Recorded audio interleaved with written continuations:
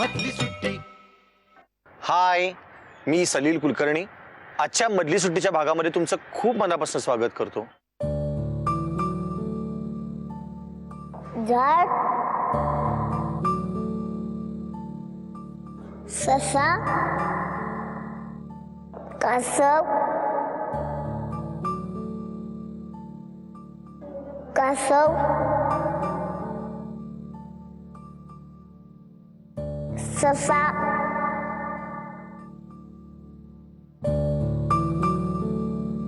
झाड,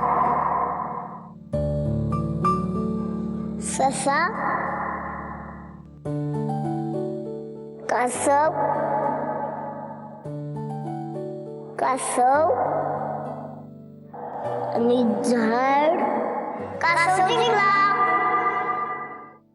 सशाची हुशारी आणि कासवाची चिकाटी एकत्र असणारी मंडळी आपल्याला खूप काही शिकवून जाणार आहे. आपल्या स्पर्शातून, गंधातून, आवाजातून जगाकडे बघणारी मंडळी खूप वेगळी आहे, आपल्यापेक्षा खूप पुढे आहे.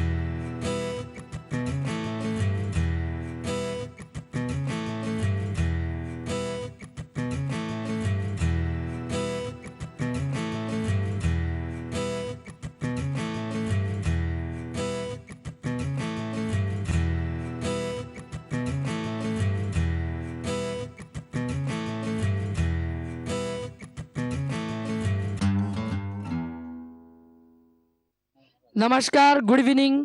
पुणे ब्लाइंड स्कूल के इस मैदान पर मैं विक्रांत कमेंटेटर और हमारे साथी कमेंटेटर सलील दादा कहते हैं हम उनको सलील कुलकर्णी, उनके साथ स्वागत करता हूँ.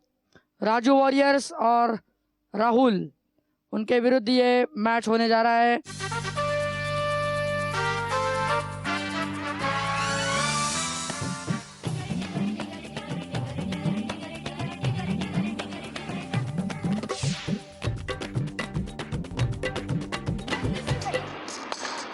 भाई गेंद को शॉट खेल दिया है ऑफ साइड में, 1 रन पूरा किया.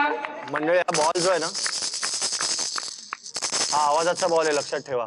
हा आवाज ऐकायचा आणि तुम्हाला माहिती आहे साऊंड किती स्पीडने ट्रॅव्हल होतो, तो ऐकायचा आणि बॅटिंग करायची. ठीक है. थोडं दबावाखाली वाटते आता बॅटिंग टीम. बहुत बढ़िया गेंद, बहुत बढ़िया गेंद थी. हा आवाज एकदा 4-5 वेळा ऐकतो आणि जाऊन सिक्सच मारतो.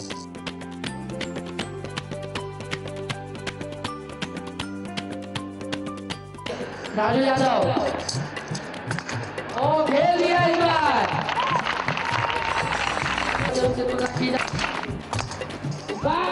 मला एक गोष्ट लक्षात आली की मी फारच चिडीचा डाव खेळतोय, कारण मी चक्क डोळे उघडे ठेवून मारतोय. आता बघूया काय होतंय.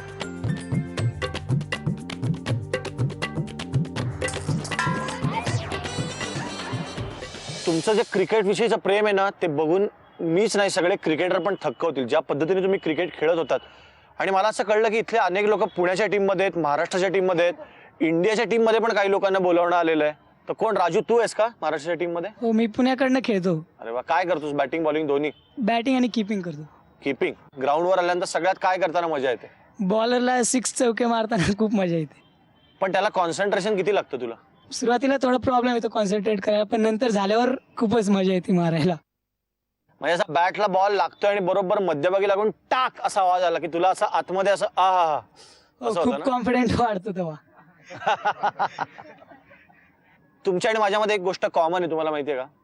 आपण दोघंही क्रिकेटमधल्या अशा माणसाला भेटलोय की ज्याला भेटायला सगळं जग मरतं. कोण सांगा? सचिन तेंडुलकर. क्या बात है. नाही, पण तुमच्यातल्या एका धीट मुलाने जाऊन डायरेक्ट सचिनला मिठी मारली असं कळलं मला. हा, हो सर. कारण पहिली गोष्ट म्हणजे जे आमच्यामध्ये पार्शली म्हणजे ज्यांना थोडं थोडं दिसतं ते मुलं तर सचिनला असं डोळ्याने बघू शकतात. तर माझ्या मनात एक विचार आला की आपण सचिनला हात लावून का पाहू शकत नाही, कारण ब्लाइंड मुलं प्रत्येक गोष्ट हात लावूनच बघू शकतात ना.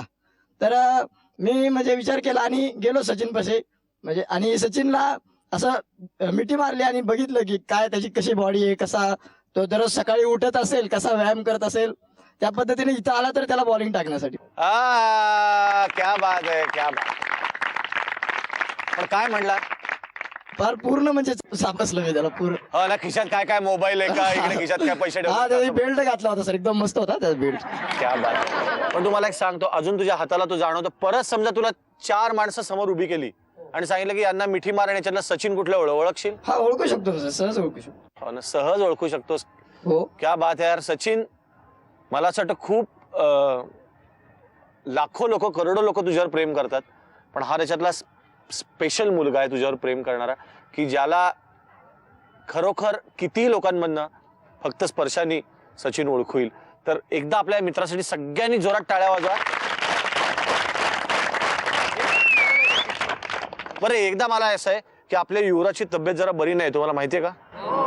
चला मग आपण एकदा युवराजसाठी सगळ्यांनी प्रार्थना करूया की युवराज सिंग पटकन बरावं, कारण आपल्याला परत त्याला असं ते मिड विकेटवरनं 6 मारताना बघायचं आहे ना. 6 बॉलला 6. क्या बात आहे Yuvraj Singh, we all are with you आणि you have to get well very soon, कारण आम्हाला परत तुला असं पुढे येऊन मिड विकेटवरनं 6 मारताना बघायचंय आणि या मुलांना ती कॉमेंट्री ऐकायची आणि तो आनंद घ्यायचा 6चा. आणि आपल्याला सगळ्यांना प्रचंड आवडणारा क्रिकेट, या क्रिकेटसाठी आपण एकदा जोरात टाळ्या वाजूया आणि या गप्पा संपवूया.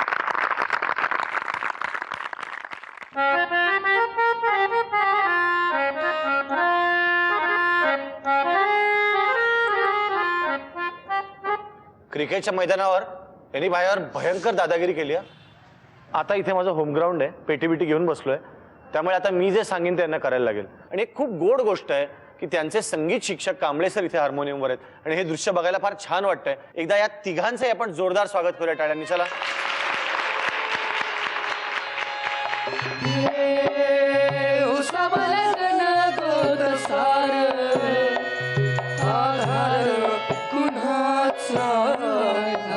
वा वा.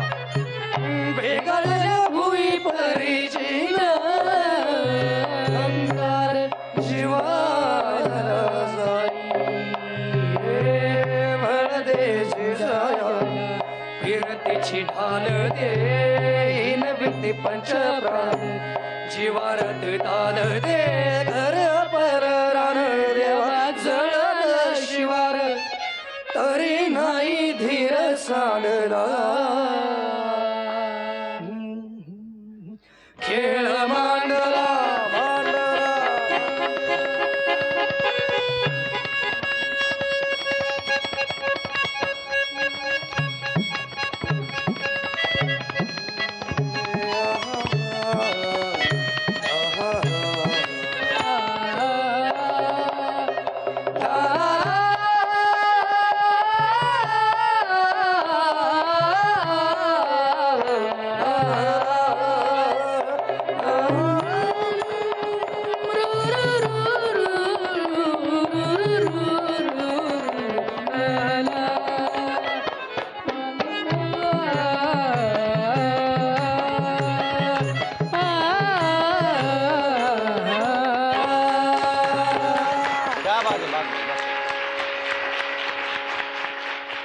एवढ्या ऑर्केस्ट्रेशन बरोबर केलेलं गाणं आहे, पण अख्खा रिदम जो फक्त एका डग्ग्यावर वाजवत होता त्याच्यासाठी पण एकदा टाळ्या झाल्या पाहिजे.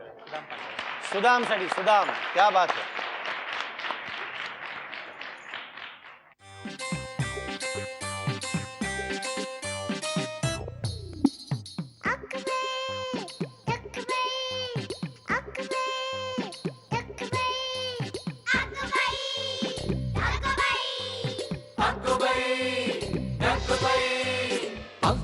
ढगबाई लागली कळ ढगाला उन्हाची केवढी झळ.